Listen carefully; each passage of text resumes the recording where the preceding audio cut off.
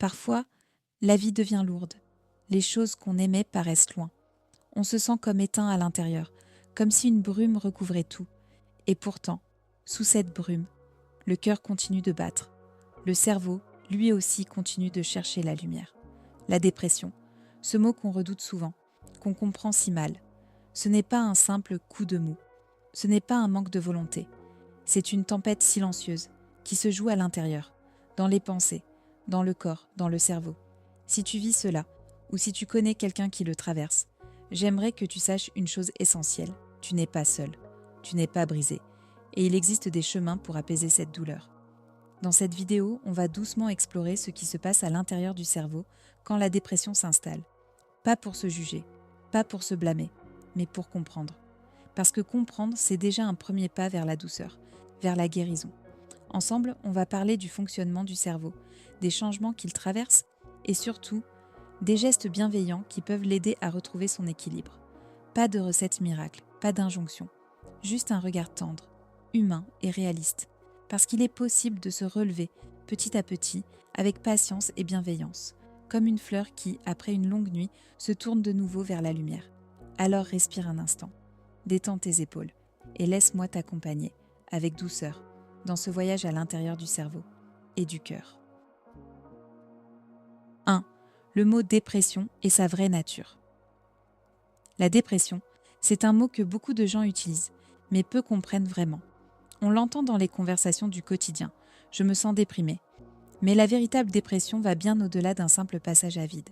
C'est un état profond, souvent silencieux, qui touche l'esprit, le corps et même la façon dont on perçoit le monde. Elle ne se voit pas toujours, mais elle se vit, de l'intérieur, comme une perte de couleur dans la vie. Ce n'est pas une faiblesse, ni un manque de volonté. C'est une souffrance qui a ses racines dans des déséquilibres biologiques, émotionnels et parfois même spirituels. Comprendre la dépression, c'est d'abord reconnaître qu'elle n'est pas un défaut de caractère. C'est un signal, un appel du corps et du cœur pour dire quelque chose a besoin d'attention, de soins, d'écoute. 2. Ce qui se passe à l'intérieur. À l'intérieur du cerveau, la dépression agit un peu comme un dérèglement du climat intérieur. Les hormones et neurotransmetteurs, comme la sérotonine, la dopamine et la noradrénaline, qui participent à la régulation de l'humeur, de la motivation et du plaisir, se retrouvent souvent en déséquilibre. C'est un peu comme si les systèmes de communication du cerveau perdaient leur synchronisation. Le résultat, la joie se fait rare, l'énergie diminue, la concentration devient difficile et même les choses simples peuvent sembler insurmontables. Certaines zones du cerveau, comme l'hippocampe, liées à la mémoire et à l'émotion, peuvent se réduire légèrement en période de dépression prolongée. Le cortex préfrontal, responsable de la motivation et de la prise de décision, devient moins actif. Et l'amygdale, centre de la peur et du stress, devient plus sensible. Cela ne veut pas dire que le cerveau est cassé, seulement qu'il est fatigué, saturé et qu'il cherche à se protéger. 3. Pourquoi cela fait si mal ? Ce qui rend la dépression si douloureuse, c'est cette impression d'être coupé du monde et de soi-même. Comme si tout devenait lointain, comme si le lien entre le cœur et la tête se déconnectait. On se sent souvent vide et paradoxalement, ce vide pèse lourd. Il y a parfois une culpabilité qui s'installe, celle de ne pas aller bien, de ne pas être comme avant. Mais ce qu'il faut comprendre, c'est que cette douleur n'est pas une punition. Elle est le reflet d'un déséquilibre et non d'un échec personnel. Le cerveau en dépression n'est pas contre vous. Il essaie de vous protéger d'une surcharge émotionnelle, en ralentissant tout. Ce ralentissement, même s'il fait mal, est parfois un mécanisme de survie. Et le comprendre, c'est déjà commencer à se réconcilier avec soi-même. 4. Les multiples causes. Les causes de la dépression sont multiples et souvent entremêlées. Il y a les causes biologiques, une prédisposition génétique, des déséquilibres hormonaux, un manque de sommeil, une inflammation chronique. Il y a aussi les causes émotionnelles, les blessures du passé, les deuils, les pressions, le stress constant. Et parfois, il y a un vide plus existentiel, une perte de sens, un besoin de se reconnecter à soi, à la nature, à la vie. La dépression, en réalité, n'a pas une seule origine. C'est une mosaïque de facteurs qui varient d'une personne à l'autre. Et c'est pour cela que chaque chemin de guérison est unique. Il n'y a pas une seule bonne manière d'aller mieux. Il y a la vôtre. 5. Un message d'espoir et de douceur. La bonne nouvelle, c'est que le cerveau est vivant. Il est capable de se réparer, de recréer des connexions, de se régénérer. Ce qu'on appelle la neuroplasticité, c'est cette incroyable capacité du cerveau à s'adapter et à guérir, même après des périodes sombres. Chaque petit pas compte. Se lever, respirer profondément, parler à quelqu'un, écouter son corps, ou simplement s'accorder le droit d'exister, ici et maintenant. Ces gestes, même minuscules, sont déjà des signaux de guérison. Le cerveau les perçoit, il s'en nourrit. Alors, si tu traverses une période de dépression, souviens-toi, tu n'es pas en train de régresser, tu es en train d'apprendre à te reconstruire, lentement mais sûrement. Et la lumière reviendra, pas d'un coup, mais petit à petit, comme l'aube après une longue nuit.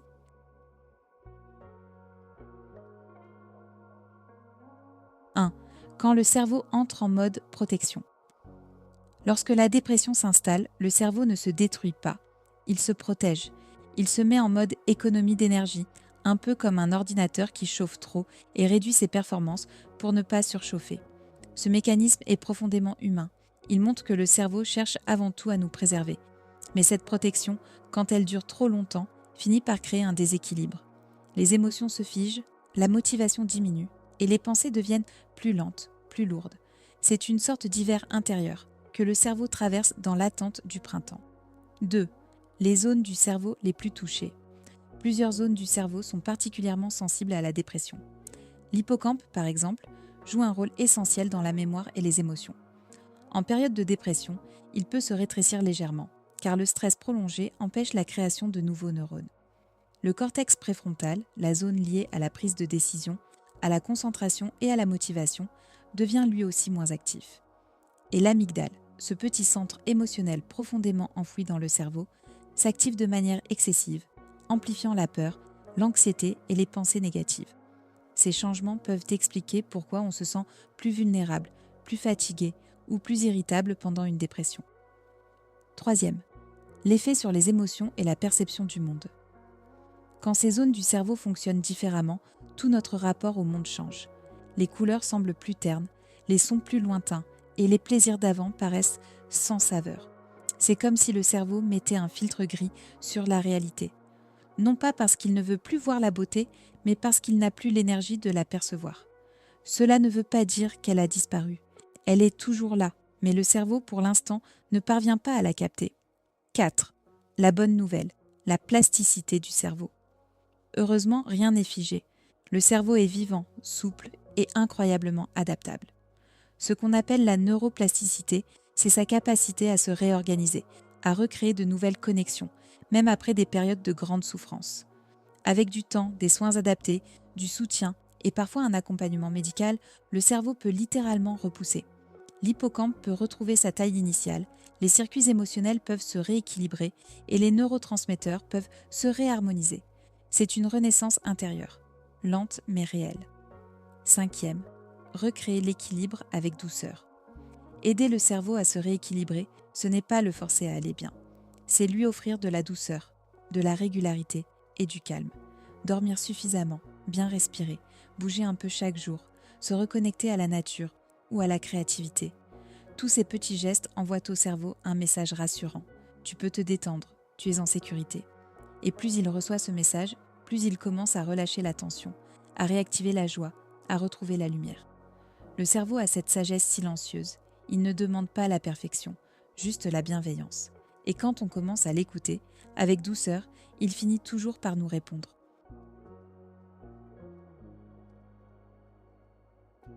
1. Retrouver la lumière, pas à pas. Quand on traverse la dépression, on cherche souvent une grande solution, quelque chose de fort, de radical. Mais le plus souvent, la guérison se trouve dans les petites choses, dans les moments minuscules où on s'accorde le droit d'exister, même sans sourire. Retrouver la lumière, ce n'est pas forcer le soleil à briller, c'est apprendre à remarquer les premiers rayons du matin, même s'ils sont encore timides. La dépression nous apprend la lenteur. Et dans cette lenteur, il y a une grande sagesse, celle de sentir à nouveau, sans se juger. 2. La puissance de la douceur. Le cerveau blessé par la dépression n'a pas besoin d'être secoué. Il a besoin de douceur, de gestes simples, boire un verre d'eau en conscience, s'envelopper dans une couverture chaude, écouter une musique apaisante, respirer lentement, profondément. Ce sont des gestes d'amour envers soi-même, aussi puissants qu'un médicament invisible. Parce qu'ils disent au corps « tu peux te reposer maintenant ». Tu n'as plus à te battre. Chaque acte de douceur devient un message de sécurité pour le cerveau. Et ce message, répété jour après jour, finit par réactiver la joie. Troisième, le rôle du corps dans la guérison. Le corps et l'esprit ne sont jamais séparés. Quand le corps bouge, le cerveau se régénère. Il ne s'agit pas de sport intense, mais de mouvements vivants.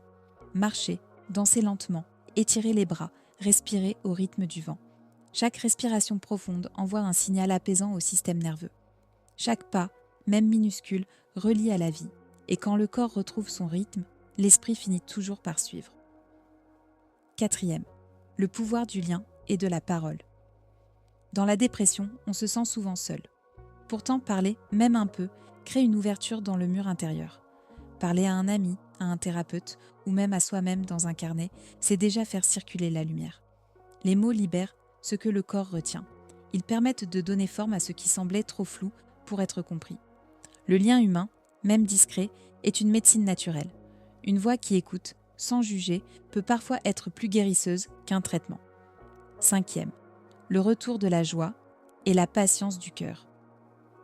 La joie ne revient pas toujours d'un coup. Elle réapparaît doucement, dans un rire inattendu, une lumière à travers les feuilles, une odeur familière. C'est un peu comme si la vie chuchotait « Je suis toujours là, j'attendais juste que tu sois prêt ». Alors sois patient avec toi-même. Le chemin n'est pas linéaire, mais chaque petit pas compte. La guérison n'est pas redevenir la personne d'avant, c'est devenir quelqu'un de plus doux, de plus vrai, de plus en paix. Et cette version de toi, plus légère, plus aimante, elle est déjà en train d'éclore. Prends une grande inspiration et rappelle-toi, ton cerveau, ton cœur et ton corps travaillent ensemble pour retrouver la lumière, doucement, tendrement, à ton rythme. Si tu es encore là, prends un instant pour te remercier, pour avoir pris ce temps pour toi, pour ton cœur, pour ton esprit. La dépression n'est pas un signe de faiblesse, c'est une expérience humaine profonde, une traversée qui demande du courage et de la tendresse.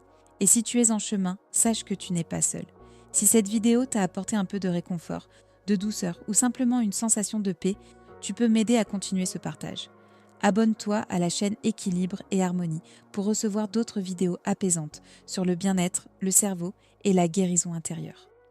Like la vidéo si elle t'a parlé, cela m'aide énormément à la faire découvrir à d'autres personnes qui en ont peut-être besoin. Et pense à activer la cloche pour ne rien manquer des prochaines vidéos. Chaque geste compte.